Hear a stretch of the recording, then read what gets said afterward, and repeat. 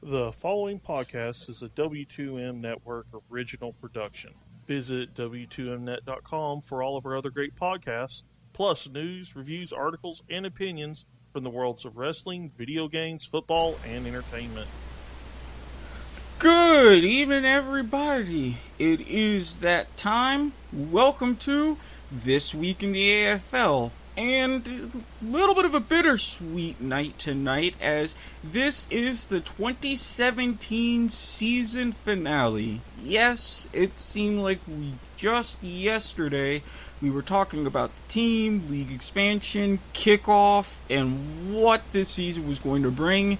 And now here we are on the precipice of Arena Bowl 30. I'm Erik Watkins, and joining me tonight, Scott Soares, fellow member of the AFL Fan Council. We don't go back a little bit of a ways. Scott, how you doing tonight? Doing all right. Happy to be out here in Philly. I wish I was up there. I mean, Tampa Bay, I love you, but could you beat in Philly at least once during the season? Give me some hope of making a drive down to Embley Arena for the title game. The trip to Philly, come on now. It's not quite conducive for me.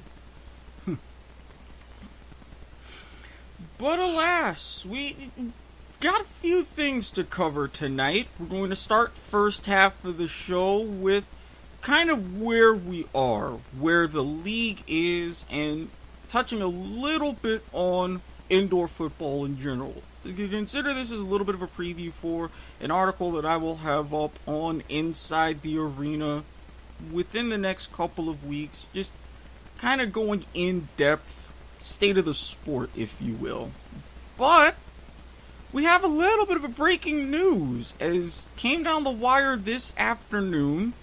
Normally, the Arena Football League in tradition, week of the Arena Bowl or during the game itself, they announce future expansion. This year, we thankfully have a little bit of a treat, as Newark, New Jersey and Albany, New York are going to be two sites that should see Arena Football teams next season. Going back to the days of the New Jersey Red Dogs with Tommy Maddox, who XFL, NFL with the Pittsburgh Steelers, and those of us who know the league and some of the historians remember the old Albany Firebirds before they moved to Indiana. So I wanted to ask you, Scott, to start with this. This seems like it's good news, very good news. How should we take this? It's we're definitely in a different era of arena football, and we're not expanding for just expansion's sake. So, providing the working theory right now is correct, that it's actually the New Jersey Devils who are going to own both franchises because their farm team is located in Albany. It actually brings in a lot of possibilities for future. I mean, what happens if the Minnesota Wild gets a new team and their farm team's in Des Moines, Iowa? Do we see the Barnstormers come back? There's a lot of really great potential with this concept they're putting together. Well, and bringing back the Barnstormers to the AFL, that, having seen Barnstormers 2.0 in person, that would really be a treat. Now, you mentioned the idea with the Devils, that ownership group, taking over and owning both teams, fairly convenient. I like the idea that we do have very experienced owners with big franchises taking over multiple teams. What with Ted Leonsis, and now if this is true, Devils ownership, each taking two teams, bringing the total to 7, is this going to be something of a trend we're seeing, or is this Commissioner Scott Butera reaching out saying, hey, we know you have nearby markets we're interested in. Let's work out some sort of package? Well, Ted mentioned earlier this year that that's something they wanted to do, have each franchise own two franchises. So I do think it's something that they're ultimately shooting for. It's an easy, quick way of expanding, and you've got the guys that already know how to run a professional franchise, already have the offices in place, already have everything they need to put together a team. They've got it there. there's some good stuff. Well, and this is a good thing, and especially if they resurrect some of the old teams, some of the names that bring back much fonder memories of the league in its glory days. And you mentioned each franchise owning 2 franchises. So we'll look at, say, a Tampa Bay. Would we see them trying to bring back a team in a secondary market like Orlando or somewhere else in Central Florida? You sure hope so. It'd be great to see Orlando and Tampa back together again. What would be really odd about that is having Tampa actually own Orlando. They had such a big rivalry, such a hated rivalry between those 2 teams. To be owned by the same ownership group would be kind of a trip. Oh, definitely. And as the saying goes, well, kind of modified, ownership can make some strange bedfellows. And this kind of ties into where I see the league and is really part of indoor football. There's been some issues with the former AFL team, the Arizona Rattlers, going to the IFL. There's been some reports about stability and ownership in the IFL. We've seen the upstart NAL, another former AFL team, the Jacksonville Sharks, going into that league, essentially starting that league, issues there. They're trying to expand and stabilize. The AFL, what we've seen over the past 4 or 5 years. I'm hoping that with this expansion, we see stabilization at the top, at least here on American soil. China, they have their separate issues, pushing back the start of the season.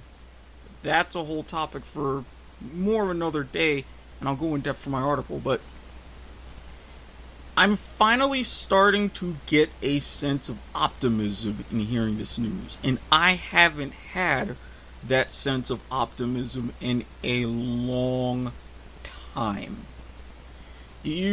Am I crazy here? Do you see the same things, or is this just a part of another, let's wait and see and how this fleshes out? No, I don't think you're crazy at all. I think we've got a really good setup. This looks to be the first time, actually, well, I guess second time in the history of the league that they haven't lost a team. The only other year they didn't lose a team was 2008, and we know how that season ended. Oh yeah. So we've got a lot of stability now. They finally got rid of the guys who were doing this as a hobby. Mm-hmm. They may be great people, great owners, but they were really rich guys that just wanted to own a professional football team and see what that was like. So it's all about ownership. I've said any market can work. There's no such thing as a bad market. There's only such thing as bad ownership. Right. You were talking about the stability. All these teams that left the AFL to go to the IFL. They were all touting that this league's so much more stable. Well, you know what? In reality, it isn't. If you look since 2010, the IFL has lost more teams than the AFL has. If you get a chance, go to the wiki page for the Indoor Football League and look at the chart of teams that have come and gone.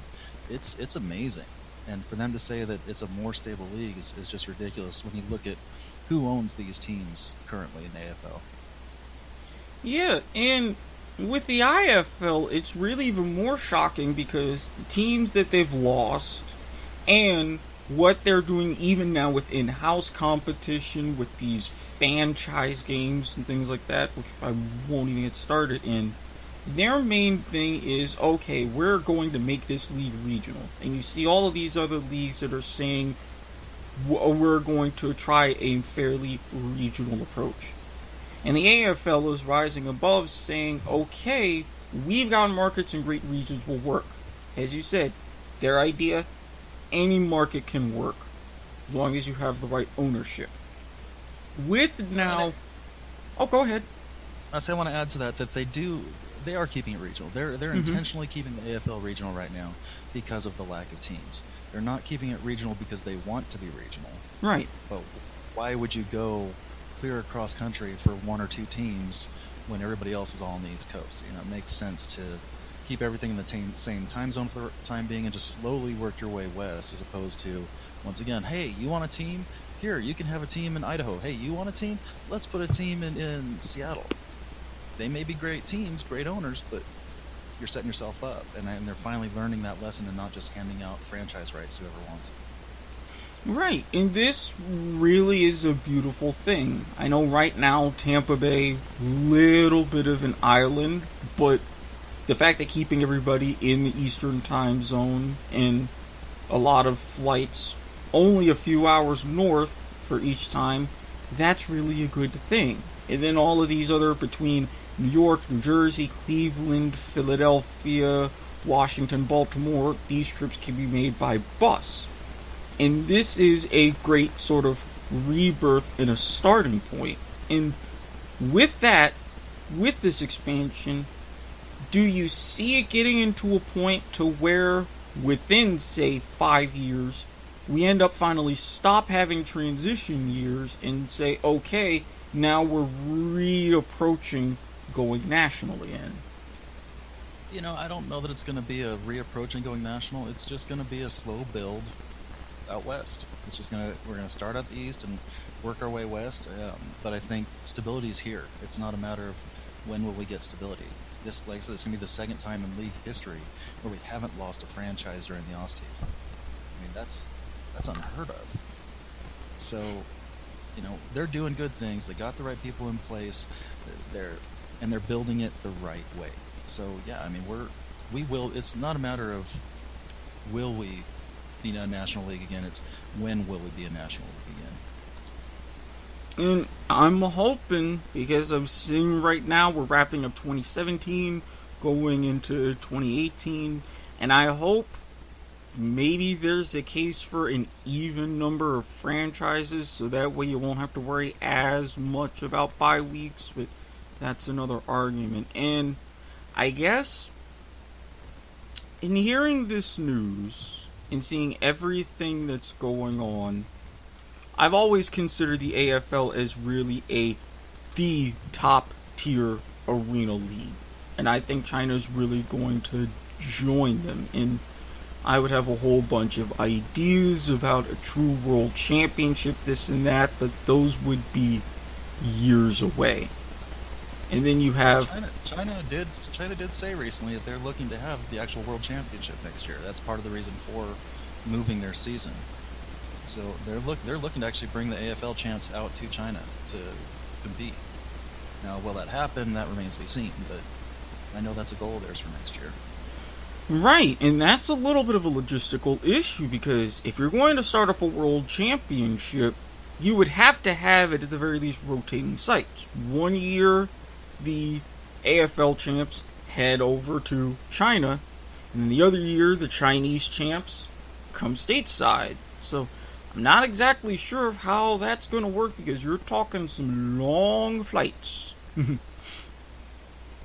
Yeah, and I think part of the reason to do it over in China, at least for the first few years, is as the Chinese are building their skills. Mm-hmm. So you got to remember they have to have Chinese players on these teams. Oh yeah, they're not going to be the level. Let's say the Seoul win this weekend. You can't put the Seoul up against one of these Chinese teams, because the Seoul will destroy them. Mm-hmm. But I will say these Chinese players will get good, and when they do get good, the AFL is going to be going to China, going, hey, we want this guy, and this guy, because there's enough people there. There's enough talented people in that country. They'll flock to it, and they will become stars quickly. Yeah, and especially with all of the infrastructure they're building, they even started out with the university championships, and for gridiron football, as they're building all sorts of stadia for soccer in places, they're like, hey, we want this to be our form of football. And if you're reaching out to this population and saying, hey, we're liking the sport, as you said, you're going to start seeing an ever-increasing talent pool. These teams are going to get, the players are going to get better and better, and thus creating better and better teams. And I hope... It's the fastest growing middle class in the world. And Mm-hmm. that's where the AFL's bread and butter is in that middle class. Those are the people who buy up the bulk. So you're talking 1.5 billion people, the world's fastest middle class, or growing middle class. Why wouldn't it succeed there? I mean, every city, the small city they're in is 3 times the size of Chicago. And that alone is just crazy, because if you even factor, you say, the middle class, well, their middle class is bigger than the population of our entire country. Oh, absolutely, by a lot. Yeah, and that's something to think about. And kind of to touch on it, and as we wrap up really the first half, do you see the AFL kind of going back to their glory days, or even getting a sniff of that? And will China get on that level overseas? China's going to do as well as the state-sponsored media will let them. So China's is kind of its own beast. But as for the AFL, it kind of depends on what you mean by the glory days. I mean, most people say the NBA days were their glory, or NBC days were their glory days. And then NBC days is what broke the league. So, is that really glory? They were still losing franchises back then. I think what we will see is a stronger league than we've ever seen before. Do I think the players are going to make as much as they did back in 2008? No, unfortunately, I don't see that happening anytime soon. But it will still be the top indoor league by a long shot, and that's not going to change at all.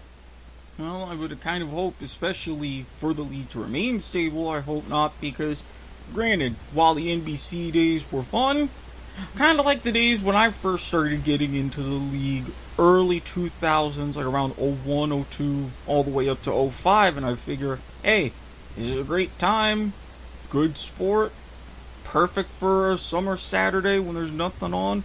Alright, I can get into this. I think we're getting there, but like I said, the strength and ownership is where it's all going to be. They just have to keep on this path and keep getting these guys that know what they're doing. Alright, hey, couldn't agree with you more. And with that, we're going to take a little bit of a commercial break. But when we come back, it's time. We'll be breaking down the big game. Hard to believe it's right around the corner. We're just a couple of days away. We're this close. This close. But you're listening to This Week in the AFL, and we will be right back. Hello to all you Arena League football fans out there. I want to personally welcome you to join us, AFL Fan Zone, every Tuesday night at 8:30 p.m. Eastern Time for a weekly recap of all things AFL. You got stuff to do on the weekends, which means you probably don't have time to sit down and watch every single game every week. That's where AFL Fan Zone comes in. Not only do we break down the week, but we provide you with everything you need to stay up to date with the AFL, including Players of the Week, Power Rankings, and the weekly standings. Best part is, the recap is fully interactive between the viewers and the host. Just search AFL Fan Zone on YouTube and you can find all of our archived videos, including game previews, recaps, and weekly updates. You can also find us on Facebook, Twitter, and at our website at www.aflfanzone.com. AFL Fan Zone, your internet home for the best AFL fans. Hi, I'm Donovan James, and welcome to the Don James High School Football Report, everybody, where we discuss and debate the hottest prep and college football recruiting topics in the country every week. Only here on NGSC Sports, 9:30 Eastern. For more, follow me on Twitter at Don James Sports. It's game time, boys, and we know football. Football the Max is the podcast for you if you want in-depth analysis over the NFL and college football. We preview all the action coming your way over the weekend. And we break down all the big action after it's happened. Plus, we tackle all the big news topics and discuss everything when it comes to the gridiron. So come check out Football to the Max every Tuesday morning and Friday morning on the W2M network. Are you an arena football fan looking for the latest news involving your team? Inside the Arena has you covered. Check us out for the latest news around both the Arena Football League and the Chinese Arena Football League. Read all of our stellar articles at InsideTheArena.org. Also, follow us on Twitter at Inside_Arena and like us on Facebook at Facebook.com/InsideTheArena. And welcome back to what is the final segment of the 2017 season for This Week in the AFL. I'm Erik Watkins alongside Scott Soares. And Scott, here we are. Now, I was one of, I'm sure, a sizable portion, but the only one amongst the Inside the Arena crew who picked this particular matchup, Tampa Bay Philadelphia. I thought I was going to be making a quick jaunt down to Amalie Arena to see the game, but was not meant to be. Now, as the hype builds, I know you're in the hotel. You say that you started hearing it get loud as the team arrived. What's the general buzz around the hotel and the rest of the city as game time approaches? Well, the location of this hotel is a little different than how it was the last couple of years. Down in Arizona, the hotel was almost attached to the arena. In Stockton before that, same kind of situation. The hotel was right next door to the arena, so there's a lot more activity. And of course, in Stockton, both teams were there because it was kind of a not really neutral site game. Mm-hmm. So it's a little bit different because we are kind of removed. We're actually kind of even removed from the city here down at the airport. Yeah, so I mean the closest thing other than other hotels here to go to is a gas station. That's about a half-mile walk from here. So it's definitely a different atmosphere. The players just arrived today, and like I said, you knew the moment they got here because the hallways got real loud. They're excited. These guys are pumped up. They're ready to play. But at the same time, they just had a long trip. They're just kind of settling into things. We'll see how tomorrow goes. Tomorrow with the awards and media day and everything, we'll get a much better feel of how the players are feeling. Yeah, and it's always a little bit of curiosity for, especially a team like Tampa Bay. They haven't had too good of a look at Wells Fargo Center this season. And with Philadelphia, defending champs, one loss, and you kind of wonder what's really going through their heads, and are they feeling any sort of pressure because now they're this close to going back to back? Yeah, I think Philly's pretty confident. They know what they're doing. They've been in this situation many times before.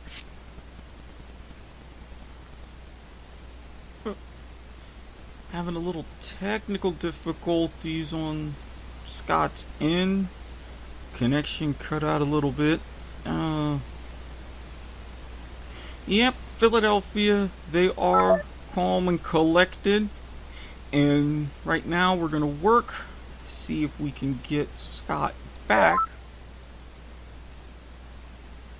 But yes, Philadelphia, as we were mentioning, they have been here before. They were just here last year. Sort of a surprise win, beating Arizona. But now, considered the favorite. I haven't checked the lines, but what we discussed earlier in the week with Tim Capper, you were looking at about 11 points, which is pretty significant. And for me, I'm also curious as to how Tampa Bay is doing. They went from opportunity worst to first. Last year 2-14, bounced out of the playoffs with a thud. Now 10-4, on their way back. And here, Scott, I believe we have you back. Yeah, sorry about that. Hotel internet can be always a little janky. Yeah, trust me, I've dealt with that more times than I care to remember. But before we had our little difficulty, you were saying about Philadelphia being basically their cool, calm, collected selves. Yeah, I mean Philly's is the team. They're loaded. They're loaded from top to bottom. They've got experience. I mean, they're just absolutely confident. And I don't see why. I hate to say it because I'd love to see Tampa make a good run. I don't see why Tampa or Philly doesn't just run away with this. Unfortunately, I'd like to see a nice close game. But then again, I thought the same thing about the Brigade 2 weeks ago, and they put up quite the fight. So this is arena ball. Anything can happen. Yeah, and I was mentioning Tampa Bay. It's like they have an opportunity not just to win their first title in nearly 15 years. This is their first Arena Bowl in 7 years. They've got a shot at going worst to first in the biggest way. So, is there anything to where it's like they know some of the players that have been there before? They've tasted championships on other levels. Is there that sort of a vibe, or are these kind of still some teeny butterflies? I think there's some of that, but I think because of the way the league is with the small amount of teams and the players have come from everywhere, Tampa kind of did a little bit of a rebuild. And so I think these guys, even though they were winning the entire season, still had a little bit of figuring out who they were, how they're going to play, how they all interact with each other. And you've got guys that do have experience. You've got guys that have no experience in the big game. It's kind of a neat little hodgepodge with this Tampa team. I think each guy's going to want it for a different reason. You want guys who've tasted it before, they want to taste it again. You get guys who've never been there before, and they want to make that impact. I mean, you look at, you talk about going from worst to first. You look at the injury Hibbert had last year, and to come back and play like he has this season, I mean, he's been incredible. And he's another one of those kind of unfortunate worst to first with the injury last year. Yeah, so I think you have people trying to make a name. Oh yeah, I mean, with Hibbert, he was having an MVP type of season last year. I mean, he's got my vote for MVP this season. And going into a little bit of the X's and O's, I see particular matchups. Like, how are the defense going to prepare for Hibbert? What's Coach Ron James going to do those first couple of drives? Is Rodabaugh going to be measured, settled, accurate, or is he going to have moments like he's had throughout the season to where those first 5-6 passes can be a little bit off, a little bit over, a little bit under? So there's, out of all of the matchups and scenarios, what do you see as some of the big keys? I think the key is really going to be on Tampa's end. Dan has had his issues in the past, but if you looked at what he did last year in the Arena Bowl, he stepped up huge when it mattered. He came into the big game, and last year was just a breakout season for Dan. He really settled into the quarterback that he can be. But I think the changes and the challenges have to come from Tampa. Tampa has to get a couple bar balls, take advantage of any little window they get. Because if they don't take advantage of those mistakes and those little opportunities, Philly's just too strong, and so they'll do just what they've done all season long and just roll through whoever's in front of them. I really can't argue, because one of Tampa Bay's best attributes is when they're at their best, they are extremely opportunistic. They find ways to take advantage of every single mistake. But unfortunately for them, they're a team that really aren't prone to making any mistakes. So whenever you see that little bit of daylight, if you're the Storm, you have to take advantage. And that's exactly going to be the key. I mean, like I said, that you look at the game against Baltimore, the playoff game against Baltimore. Baltimore took advantage. Every little window they had, they took advantage. Had it not been for a really poorly missed pass interference call, Baltimore might have challenged for the win there. They were in that game. Yeah, a little bit unfortunate with the referees making such a big decision, and yeah, it was a pretty blatant miss. So I'm hoping, knock on wood, nothing like that happens again this week, because boy, will it be talked about. Well, I will say this is the least complaining I've heard from fans probably ever about the officiating. Usually there are people who are screaming about the officiating. I haven't heard a whole lot of that this season. No, thankfully it's been clean. Yes, you're going to have some misses, some big misses, but I have to hand it to the league with the referees. They had some sort of meeting for the minds, and you're absolutely right. It has gotten a lot better. But the other side to that is with having, 5 teams, two games a weekend. Not only are the teams stacked with talent, but the reffing crews are stacked with talent.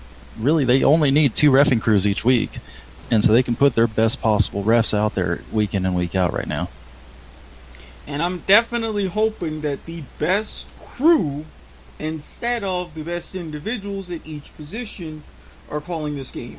Because if we have the best crew, then that's just going to be another attribute because, hey, we won't be leaving it in their hands. I don't think it's going to matter because they don't have that many refs right now. Like I said, you only have. I mean, I'm sure they've got more than 10, but they only need 10 refs each week. So even if they do mix and match a little bit, I would imagine all those guys and gals work really well together. Well, you do bring up some good points there, and I'm really hoping that's the case because so far it's been great. There's just one game left to go. Let's have the refs finish strong so that way they can work together and work towards the 2018 season themselves when, from now for 2 refereeing crews, you'll eventually need 3. Always a good thing. Yeah, ideally they'll need, 5, 10. I want to get this thing big again. We maxed out at 19 teams. That's the league record is 19 teams. I know we can do better than that. I know this game has potential to be way better than that. But you also do run to worry. Where's the line come into now? The talent's watered down. Now there's not enough players to go from team to team to actually make each team competitive. So there is that worry. Yeah, and that's why I say if they could ideally focus on getting it at 16, I think you would be good there. Good setup for scheduling, right amount of talent, set up your conferences and divisions. 16 is that magic number. Now, finally, in circling back to the game, I got my eye on a couple of key players. Mainly, and again, sticking with Tampa, Kendrick Ings. Can he continue his magic on special teams? Can he continue being the playmaker of the year? And on that same side, Joe Hills. He's got the regular season record, consecutive games with a touchdown, named wide receiver of the year. Can the two of them step up, beat this Philadelphia secondary, and give Hibbert an easier time for him to make plays? Well, with Hills, he's kind of like Shaq back in the early 2000s. He's going to get his. There's nothing you can do about it. You may as well chalk 1, 2, 3 up to him each night because that's just what's going to happen. Ings will be a difference maker. What kind of game he has could influence how this game comes out. That's one of those take advantage of every opportunity. If he can make a few things happen, work his special teams magic, this game could get real interesting real fast. Yeah, and this is what I'm hoping, because if you make field position easier, shorter drives, and especially as you get towards the end of the half, at the end of the game, those shorter drives are going to mean a lot when it comes to different strategies, scoring, management, onside kicks, what have you. But aside from those two, do you have any particular players who you're going to keep your eye on? For me, money. Darius Reynolds. That guy's an absolute beast. He was one of the guys we had out in Iowa when we had that phenomenal receiving crew out in Iowa that we did nothing with. I love watching the guy play. I thought he should have been a candidate last season for MVP. I see him making a big push for MVP this week. So would you see him as being potentially a Arena Bowl MVP, or, No, Arena Bowl MVP. Yeah. Yeah, like I said, I thought he should have had it last year. It came down to, I think SK won it, and he won it because he did something at the very end of the game. But Money was there the entire game, scoring. He just kind of went dry at the last quarter when SK jumped in. Yeah, and unfortunately, especially if it is close games, those voters, they're always going to look at fourth quarter, last 5 minutes, last 2 minutes, that last minute. So if you shine then, really the award is yours. So, but yeah, I'm looking forward to Money. I think he's going to have a big game. He had a huge game in the playoff game. I think he's just going to continue to ride that train. Yeah, and I'm hoping think in Tampa Bay, it's like, hey, if you're listening, don't let money get in the bank. I'm just saying.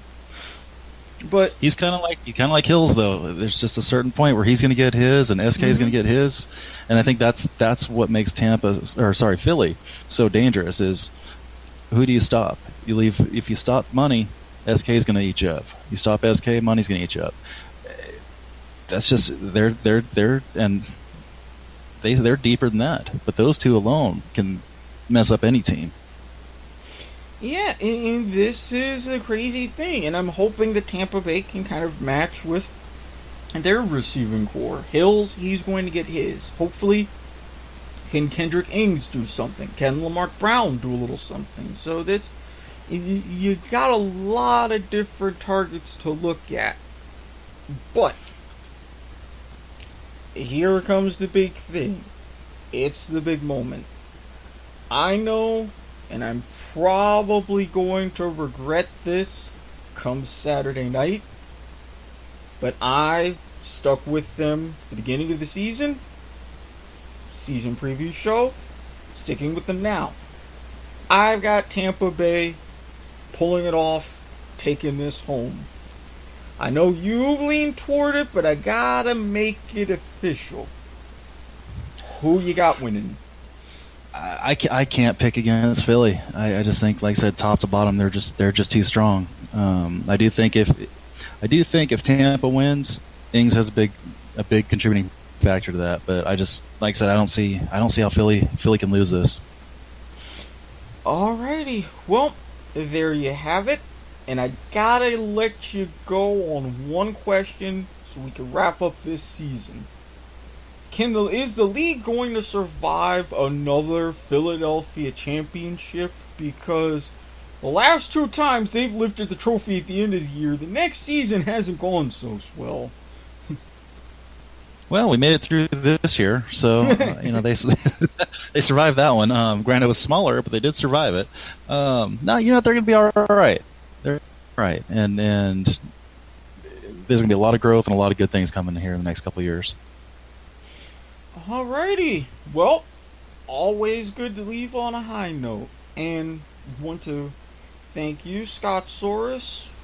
Thank my awesome co-host who unfortunately couldn't make it, Stephen Gonna have him definitely back, sitting in the captain's seat next season. But, nevertheless, we wrapped up for 2017 this week in the AFL. You liked what you heard? Write a review on iTunes. Give us 5 stars. Or if you're not on iTunes, Stitcher, Spreaker, Google Play, wherever, whenever you get your apps, we're there.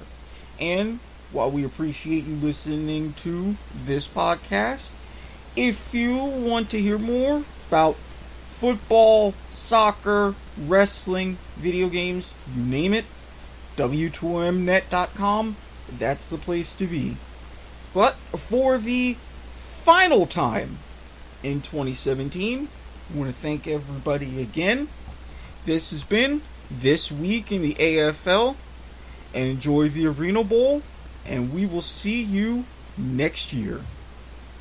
The following podcast is a W2M Network original production. Visit W2Mnet.com for all of our other great podcasts, plus news, reviews, articles, and opinions from the worlds of wrestling, video games, football, and entertainment.